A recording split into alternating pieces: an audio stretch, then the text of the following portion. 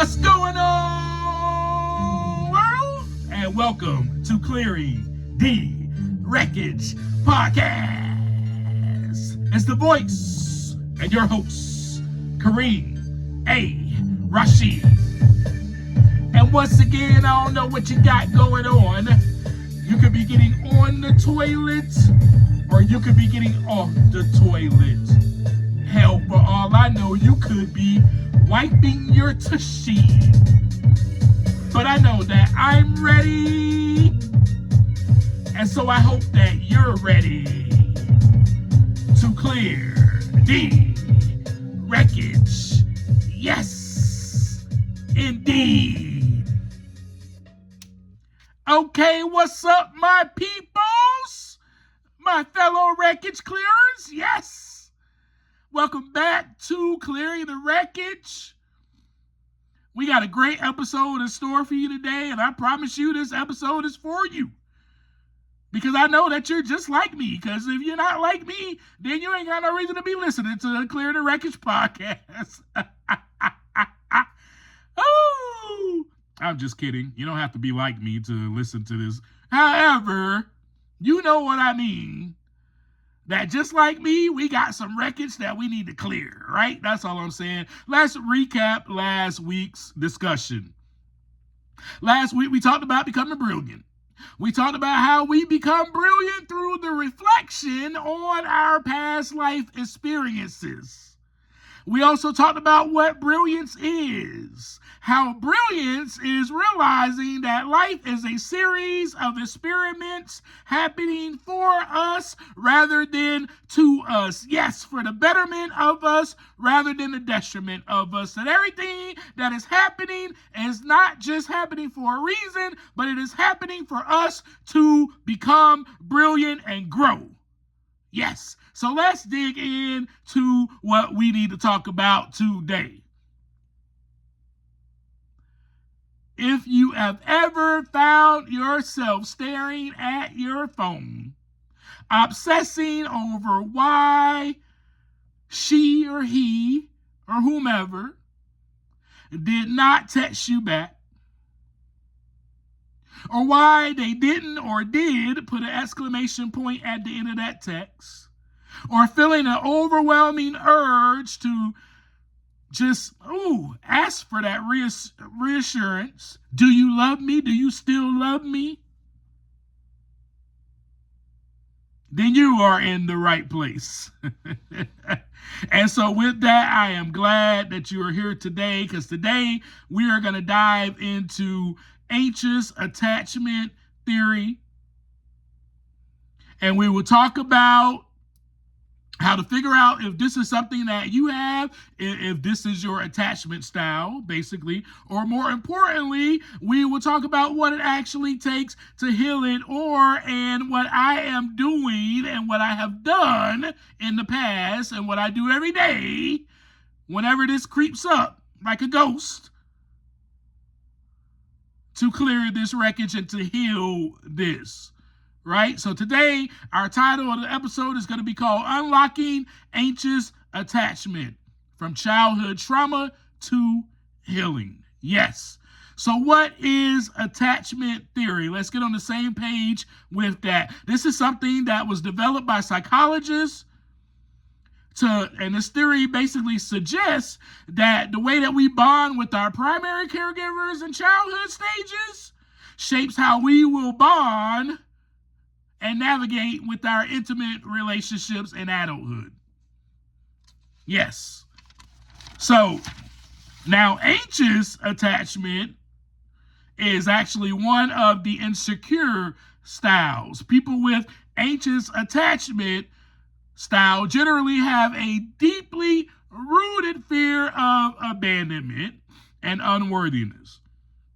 That is because their emotional needs might have been met inconsistently in the past. Their nervous systems were wired to constantly look for signs that their partner is pulling away or leaving. Yes. So have you ever heard of the term self-sabotage? This comes from that as well. And we'll dig into that more later on in the next few weeks. Okay, but I wanted to share about this with you because this was me. This is me. This is why I am sharing this. This is something that I did not know that I was going through when I was married. So remember how we talked about last week, every episode lines up. So we talked about last week about becoming brilliant, and how you do that is by reflecting on your past life experiences. Well, doggone it, I was reflecting. And I was reflecting how in my marriage I was going to therapy and I was learning things, and how after my marriage I still was going to therapy and I was learning things about myself, and I was reflecting on the inner parts of myself. And I was asking those questions, remember? The what, the so what, the now what? I was asking myself those questions. But even in my marriage, I was trying to figure out. I was panicking. I was filled with anxiety. We've had those conversations before in the past. Go back and listen to those previous conversations and episodes. But I want to take a step back, and I want to share something really personal with you, and I want to get vulnerable with you for a moment. For years, I thought I was just too much. I thought I was inherently needy or overly dramatic or just unworthy of love, and I just thought I was broken when it came to love. And I definitely felt all of this while I was married, y'all. I felt all of it while I was married, and I even felt it even after my divorce. But I would sit in my room at times and stare at a blank text thread, my heart racing, beating fast up against my rib cage, in panic, convinced that a 4-hour delay or a 3-hour delay or even a 30-minute delay in reply to text message, that is,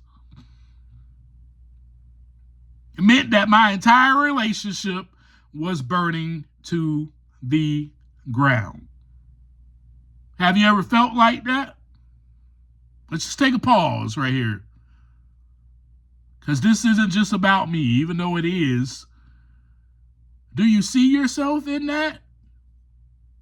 Do you see that maybe, oh man, they haven't responded to me. It's been 2 hours. Do you see that maybe, or feel some type of anxiety when that happens? This is what I want you to do. I want you to assess yourself, examine yourself as we are having this conversation. And as you know, as I've shared with you, in some cases, in some stages of my marriage, this was true. My relationship was burning to the ground, which was worse for me because that meant I could not trust you or anyone. But I remember sharing this with my therapist. And I remember sitting there in her office, bracing myself for her to tell me that I'm being completely irrational. Instead, she looked at me with total compassion and she said something like, Kareem, you are not broken. You are anxiously attached. Everything that you are feeling right now is your nervous system doing exactly what it was programmed to do to keep you safe. She said this and it changed my life. Whew. Now I can breathe. Because hearing that was like a massive exhale. For the first time, I realized, well, my panic wasn't necessarily a character flaw. This is psychological. This is a psychological response. And so together, my therapist and I, we trace back where it all began. And that, my friends, was my childhood. And for you is exactly where it begins too, in childhood. Now, so growing up, my parents separated and then they went through a divorce. And as a kid, I really didn't know what was happening. I didn't know, my parents are separated and they're getting a divorce. I didn't know what was happening. I was just a kid. All I know is that I did not see both of them in the house. We were no longer eating dinner together as a family. I was being handed over to grandma or to my aunties and uncles. And then I was not seeing my dad. That's all I know. So as a kid, whenever your foundation cracks and the people that were supposed to keep your world stable part ways, your brain registers it as a literal threat to your survival. I felt unstable. I felt unsafe. The fear of being left behind became my baseline. Even as I grew into adolescence, the trauma repeated itself because mom sent me to stay with dad. I felt abandoned by her. My world became unstable. Even early romantic partners, they either left abruptly or they did something that was betraying right when I started to trust them. And by the time I reached adulthood, by the time I even became an adult, my nervous system had formed a rigid belief. Everyone eventually leaves. I cannot trust anyone. Do not get too close to them. You better stay on high alert.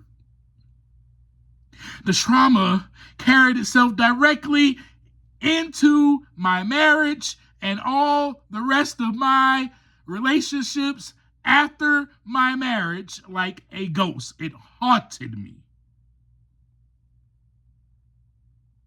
I was not reacting to my ex-wife taking too long to text me back. No, it was my nervous system flashing back to the child of divorce and a teenager who was abandoned. I was hypervigilant. I was constantly scanning for threats, or I was scanning for a shift in your tone or why you were distant. I was treating normal moments of independence from my partner as proof as the inevitable abandonment was happening over again. Does any of this sound familiar to you? I am so incredibly grateful for my therapist. I'm grateful that she held up a mirror for me to look into to see myself. As helpful as that was, though, she also reminded me that the healing was all up to me, that I must do the work. So it was time for me to do the work. And that's what I want to share with you today, because I want to dig deep into, I want to make this a series, but let's start with this. How do we move then? Once we find out, okay, I'm anxiously attached. Okay, this is heavy to deal with. How do we move from that to actually doing something about it? Well, you have to actually teach your body that it is safe. You have to, in the present moment, right? You have to teach your body that it is safe in the present moment. You got to move your logical brain and your nervous system together. You got to bridge that gap in between them, because logical brain is like, yeah, everything's all good. Nervous system is like, no, it's not. No, it's not. No, it's not. They're leaving me. They're leaving me. That's what is happening. So 3 main pillars, 3 main things that I do on a daily basis. I don't want to necessarily say daily, but when these things creep up, I should say, when this anxiety creeps up, when this anxious attachment style wants to creep in like a ghost and haunt me, these 3 things I have to practice. Self-regulation. Now, we can talk about self-regulation all the time, but when it needs to be used the most is over crises management. And let me explain that a little bit. When that anxiety spikes, when you feel that anxiety spike, your first instinct, especially in a relationship, is to reach out to your partner to stop it, to make it stop, to make the anxiety stop. You may want to reach out to them and say, hey, what's going on? You haven't responded to me. You want to pick that phone up and respond right away. You haven't responded. It's been 20 minutes. What are you doing? This and that, and once you get that response, or that reassurance, I should say, from them, that external validation from them, then the anxiety goes away. Then you're back to normal. You're back to logical brain. Ow, my feet are killing me. My bad, y'all. My feet hurt. You're back to logical brain. I had to move around a little bit. I'm at my desk and my feet are starting to hurt. Anyway, that's neither here nor there. So that process that I just explained to you is called co-regulation. In order to heal, we need to practice self-regulation, right? We can't depend on our partner to regulate us. We got to regulate our own emotions, our own nervous system, right? So next time you are triggered, try putting the phone down and take a deep breath and ground yourself with your own body before reacting. Simply pause when agitated. Okay, my anxiety spike. Oh, I'm left on red. Why am I being left on red? And there's nobody typing. I don't see the 3 dots. I don't see the 3 dots. Uh-oh. Or you see the 3 dots and they disappear. Uh-oh. Pause. Take a deep breath. Practice restraint of pen and tongue and text. Put the phone down. Okay, I haven't heard from them. I haven't heard back from him or her. Your anxiety is starting to spike. You wonder what is happening. You obsess over this. You obsess over the fact that they may be mad at you. That's what you're thinking. Oh, they must be upset with me. Pause and take deep breaths.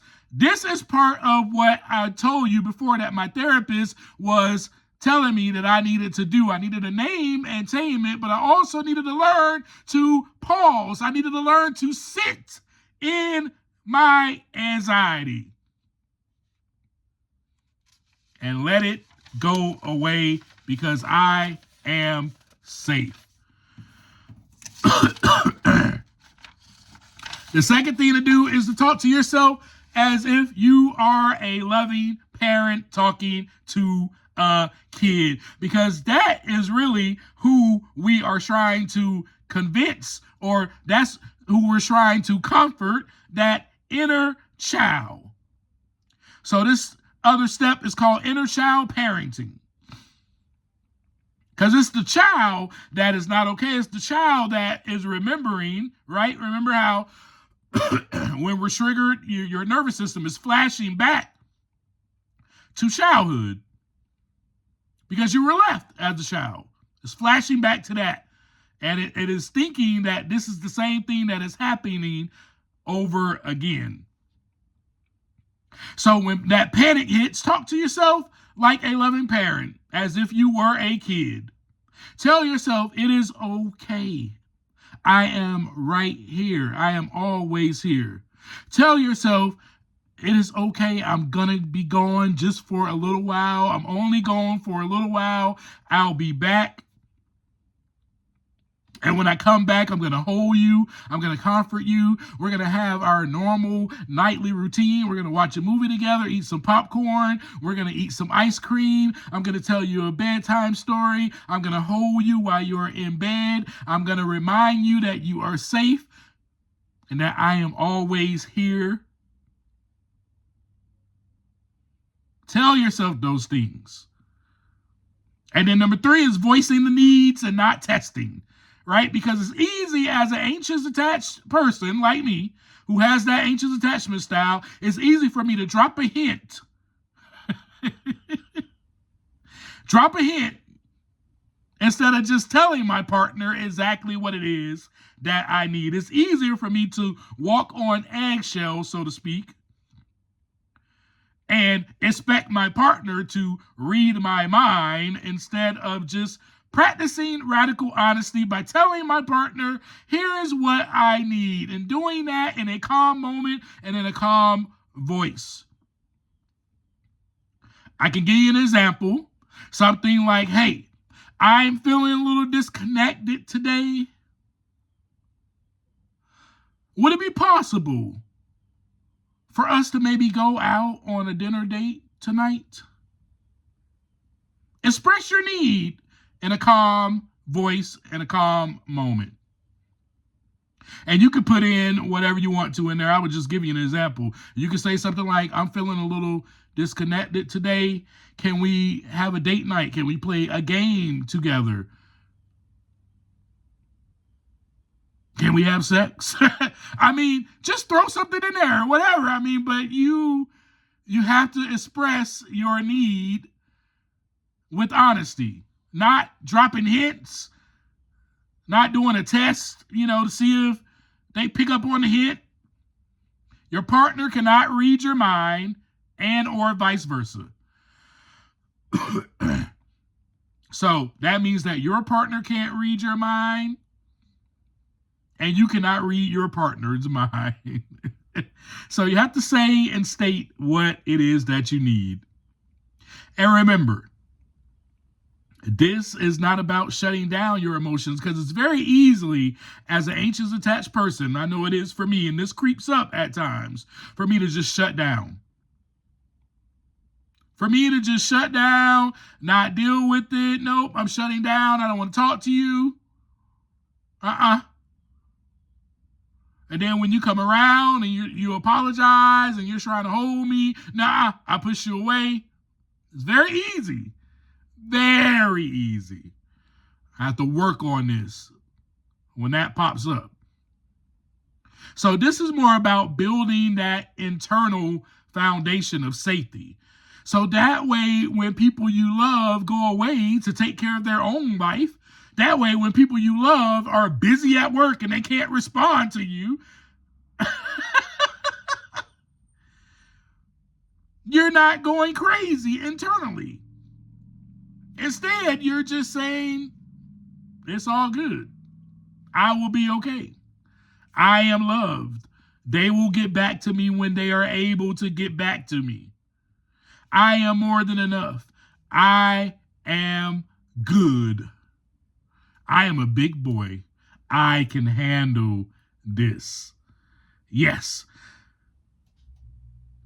So when that happens, your first thought is no longer, oh, they are leaving me. Oh, I must have pissed them off. Oh, I'm unworthy of love. Oh, they hate me. No. Your first thought will be, I will be okay. I'm a big boy. I can handle this. They will get back to me when they are able to. They still love me. They are not going anywhere. I am still loved. I am more than enough. And I am safe. And you can even say something like, this is what I say to myself now. Even if everyone does leave, I know that I'm still loved. You can even put that in there. I know that I'm still loved. My love does not come from them. My love comes from a higher source. My validation does. My assurance does. My reassurance does. My comfort does. That's what I would say to myself. All right, that's all I got for you today. We're going to do a series on this, so I kept it short and sweet for you. If this episode resonates with you and this sounds like you, definitely listen to this over and over again a couple of times this week. And share it with a loved one, share it with your friend, share it on social media, tag me, tag at Clearing the Wreckage Podcast, and tag Kareem Rashid, tag me. And until next time, as I always leave you, take some time to look aside so that the wreckage can begin to clear. I'll see you next week. Peace.